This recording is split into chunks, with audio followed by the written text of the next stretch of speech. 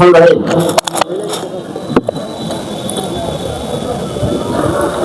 প্রথমে বলতে আপনারা এখানে যারা উপস্থিত হয়েছেন সবাই কেমন আছেন তাই বলেন।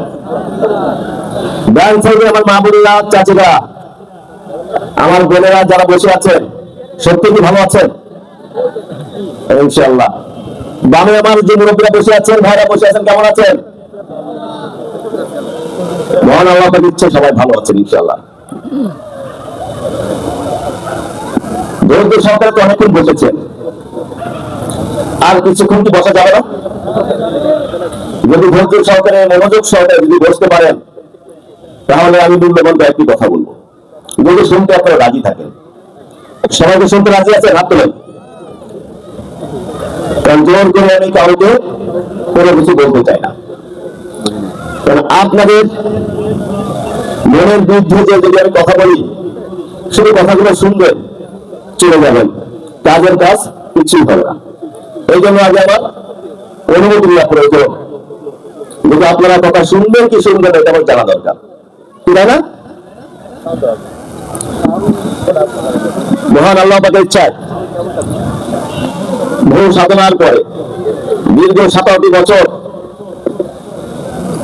অনেক জীবনের বিনিময়ে, রক্তের বিনিময়ে নতুন করে আমরা নতুন একটি স্বাধীনতা পেয়েছি, কি তাই না? 24 সালের 5 আগস্ট যদি নতুন করে স্বাধীনতা আমরা অর্জন না করতে পারতাম তাহলে আজকে কি এই সুন্দর পরিবেশে খোলা আকাশের নিচে বসে কি আমরা এভাবে কথা বলতে পারতাম? যাদের জন্য আমরা পেয়েছি সেই শহীদদের রক্তের সাথে কি বেইমানি করা চলে? আমরা বেইমানি করতে পারি? কথা একটু জোরে বলবেন। যদি নিশ্চুপ থাকে মনে করবো আপনারা ওই শহীদের রক্তের কথা ভুলে গিয়েছেন, তাই না?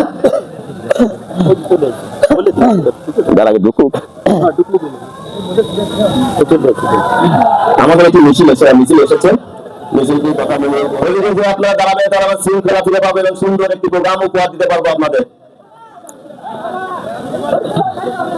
যারা মিছিল সহকারে এখানে এসেছেন সকলের দৃষ্টি আকর্ষণ করছে, আপনারা পিছনে অনেক খোলা জায়গা আছে, সেই খোলা জায়গা আপনারা পূরণ করার চেষ্টা করবেন।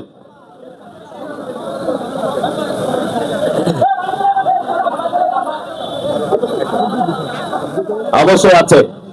যে সকল শহীদদের রক্তের বিনিময়ে নতুন করে একটি স্বাধীনতা পেয়েছি, সেই স্বাধীনতার মাধ্যমেই একটি নতুন করে নির্বাচন করার সুযোগ